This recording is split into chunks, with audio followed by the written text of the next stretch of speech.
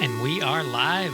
Welcome to MicroConf Remote 2.0. Super stoked to have you here joining us today. We have 3 action-packed days of early stage SaaS marketing. We're going to be looking at what we're calling the cheat codes, strategies, and tactics for getting folks into your product in that early stage where you're pre-10K. Maybe it's your first 10, maybe it's your first 50, maybe it's your first 100 customers.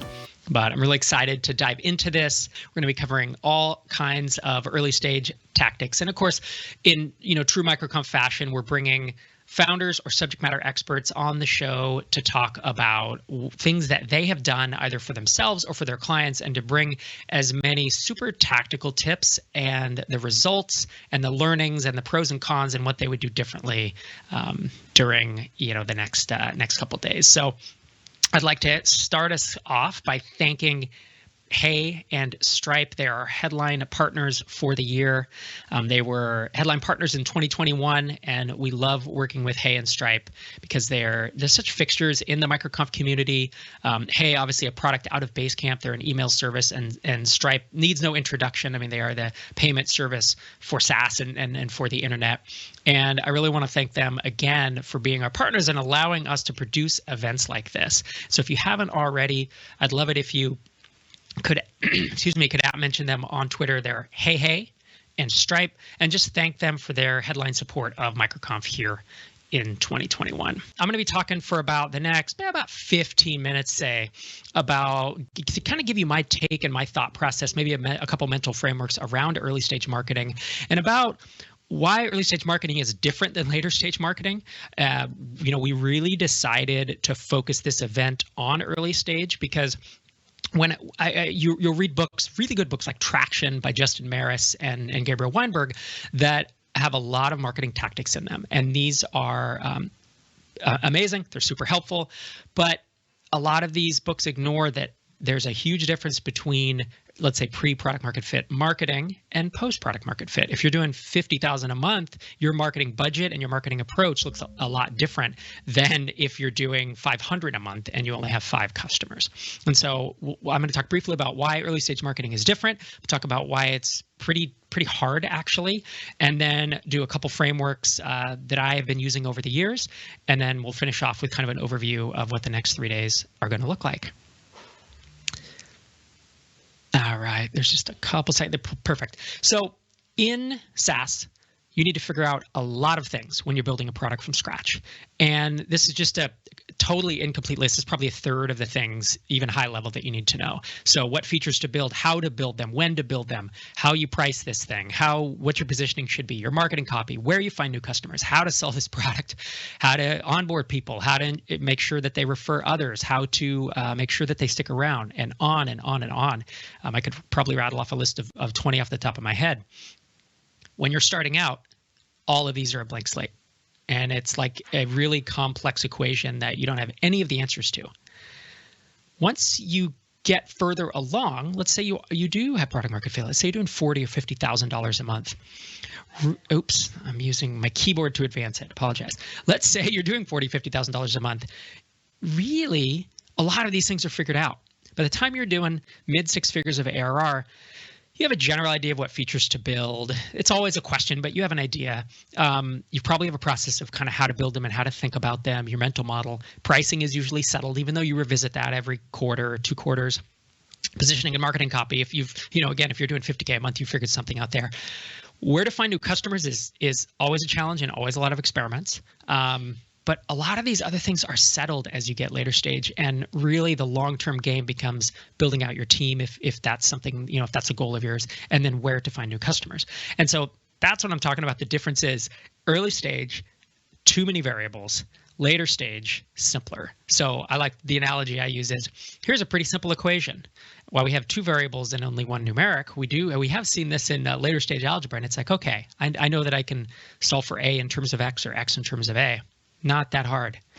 But when I get to an equation like this is more of the early stage marketing, where it's a lot of things. You don't know if it's your lead sources that aren't good. You don't know if you're not selling it well. You don't know if your pricing is off. You don't know if your positioning is off. And that's why it tends to be pretty difficult. So with that in mind, I want to talk 3 points about how you can find your first 10, 50, or 100 customers. And these are, let's say, words of advice / frameworks that I've used over the years and that I think you should keep in mind about how to find those initial customers. First thing is something I don't think that's talked about enough, and it's this idea of the pendulum swing. And let's say you start on the left with new customers, and you've pre-validated your idea. You've said, I'm going to build this crazy widget that's a landing page that sells things and has email marketing built in and is designed for SaaS founders. And it does lead magnets too. And you get 10 people to say they're willing to pay you $50 a month for that. And so you do start with new customers on the left. Well, now you have to go build features. So you need to swing that pendulum over. And if you're a single founder, you're putting that engineering hat on. You're going away from the marketing and sales, and you're saying, okay, now I'm going to build these things. And you go in the basement for 2 months, 3 months, no more than 6 months, people. I've been saying this literally the first time I said this, it was in 2008. We were looking back at some transcripts. If you're taking longer than 6 months to get out of the gate and get people actively using your product, you are probably making a mistake. Excuse me. I find between 4 and 6 months, especially working side nights and weekends, there's a big drop off in people who actually make it to that launch point, or who make it there with enough energy to continue. Because remember, launch is not the finish line. Launch is the starting line. You spend those months just to get to the start. Okay, so back to our story. We build some features, and then we show it to our customers or prospects. And then they say, well, I still need some additional work. This doesn't quite do it for me. It's not actually worth $50. So you swing back to building new features. And then hopefully you put your marketing hat on again, you build some new features, and then you swing back and you drive more traffic. This is one of the hardest balances, especially as a single founder. It's still hard even as a small team, because you never seem to have enough resources to do as much product and as much marketing as you want. And again, in the early days, especially, you're also trying to figure out all the other things I had on that initial list. And as it gets later, this just becomes your TikTok back and forth, your pendulum swing of, we're going to build some new features, and we're going to see what our existing customers, and then we're going to drive new customers and see how many of them, how many of these features resonate with the people. And as you get further along, this becomes less and less of an issue than in the early days. Oops, once again, I'm using my keys. All right. Second thought. So I have 3 thoughts I told you around this. We've heard do things that don't scale. Paul Graham said this in a famous essay. I think it was called How to Start a Startup back in, it was probably 2008, 2009. Do things that don't scale is good advice. And in fact, over the next couple of days, we are going to look at several things that don't scale. But I would say this, I would add this to that quote. Do things that don't scale while you are looking for things that do. Because if everything you do doesn't scale, if everything is an AppSumo launch or a Product Hunt launch or a one-time joint venture where you get an email blast, then your business will grow and it will constantly plateau. But if everything you do is further out, if everything is SEO and long-term partnerships, long-term enterprise contracts that take 6 months to close, then you're not going to stay alive long enough in terms of revenue and profit to close in on these things and to take advantage of these long-term deals. So that's what I mean when I say do things that don't scale. And we're going to be examining a few of those, like Product Hunt and AppSumo. These are things that don't scale. They're kind of one-time bumps, while you look for things that do, which are things like search engine optimization, which we'll be looking at, and partnerships, which can kind of go both ways. The partnerships that can constantly refer you things are the ones that long-term scale really well for you. All right, so that's number 2. Third thought I want to leave you with is something I've talked about before, but it's in these early stages. If I were starting from scratch today, it's what I did on my last 2 products, Hittail and Drip, and it's what I call concentric circle marketing. And what I realized is I was calling it this, and then the book Traction came out, and they have it's a different concept. It's related, but it's a very different concept. But they called it bullseye marketing, and that is so much of a better name for this. Because essentially, if you don't know what concentric circles are, where you have a circle in the center, it's like a dartboard, and then you have a circle around it, and then a circle that's slightly larger around that and around that. So those are concentric circles. So In this list from top to bottom, I have your audience, which is that smallest concentric circle and the ones that are easiest to reach for you. And then your network, which are like maybe, colleagues and other folks that you know really closely, versus an audience like, let's say you have a podcast or a social following. You probably can't reach out via email to everyone on your podcast and your Twitter feed, right? So those are the I would consider audience. Versus your network is where I can drop a line to frankly, all the speakers in this event. I could drop an email to. I would say that they're in my network. So that's the second concentric circle. The next one is if folks in my network have audiences, and then the fourth concentric, of course, is just cold audiences. And so, as I think about marketing, especially in the early stage, I would often sit down and brainstorm who in my audience, or really not who, but it's how can I present to my audience the offering that I'm about to launch, the Hittail, the Drip, the MicroConf Remote, whatever it is. How can I convey that to folks on Twitter or via my podcast or via my email list or wherever else I have reach? How can I convey that to them in a way that is helpful to them, adds value? Maybe it's educational. Maybe it's just being transparent with, hey, we're doing this thing behind the scenes. But it's a way to communicate that and get them excited and interested in what I'm doing. Okay, so that's my audience.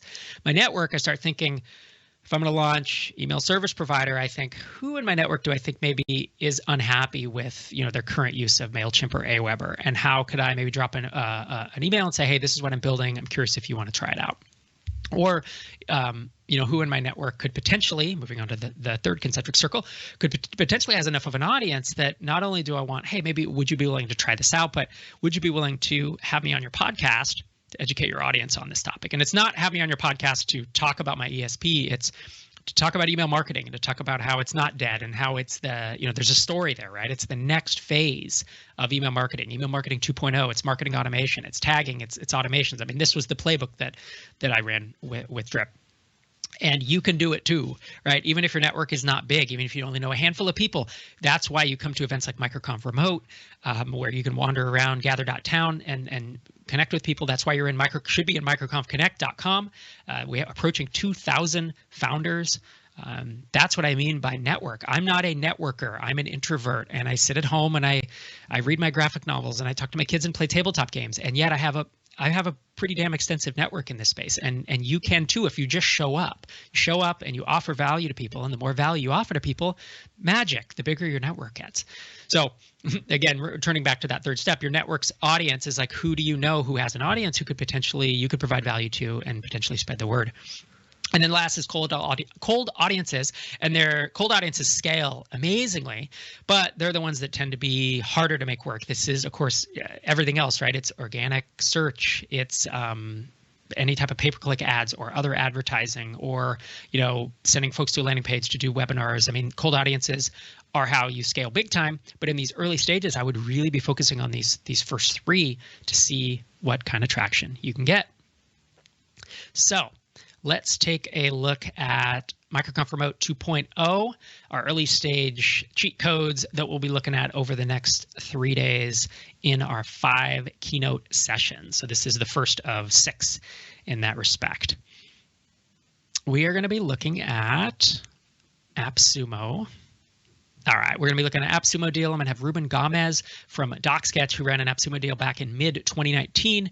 And he's going to be talking about the things he did right and the ways to think about whether or not your app and your situation is a good fit for that, as well as open the kimono on the number of support requests, the number of sales, the net amount of cash that DocSketch made from doing this deal. So I'm really excited about that session. I believe that is tomorrow morning. In addition, we're going to be covering Product Hunt, how to launch on Product Hunt well, and this again is super tactical with detailed numbers. Mr. Derek Reimer from SavvyCal, many of you may know him from the Art of Product podcast, will be coming on to talk about his launch he did just 2 months back and the results from that, which netted him.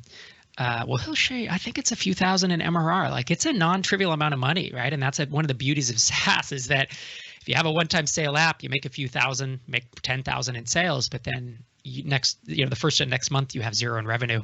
Versus with SaaS, these things that don't scale turn into flywheels because of the recurring revenue element of it. Our third is we're going to be looking at sites, Q&A sites like Quora, Stack Overflow, and the myriad of others that allow you to answer questions on topics related to your prospects and your customers. And we're going to have Mike Ritchie on from Sequel, who's going to talk about the approach that they took in the early days, and again, showing numbers and specific specific threads and how they worked. And this is something I've done. We've had several MicroConf and Tiny Seed founders do this and get almost to scale with just that approach. Next thing we'll be talking about is SEO for your documentation. And this is just a screenshot of SavvyCal's help docs because they look attractive. But we're going to have Natalie Luneva on, who is going to be talking about some things that she has done for, I believe it's for clients, and I'm not sure if they've done it for themselves as well, but it's doing organic optimization on their help docs so that they rank for questions and answers and topics that your customers are searching for. So this is one of those flywheel ones. And finally, this is partnerships. We're going to be talking with Leo, the founder, co-founder of LexGo, and they struck up a bunch of partnerships because they're a legal, they're legal software to help people put together for startups in South America and Latin America, help them put together easy, legal docs pretty simply. And they went to several accelerators and were able to get partnerships with them. And he's going to be talking about what they did there, how they did it. And so you'll notice we have a mix of, remember early on I said do things that don't scale, but keep an eye out for things that do. And a couple of those aren't going to scale infinitely. And a couple of them are kind of, one of us is both, and one is, or a couple are things that do scale really well.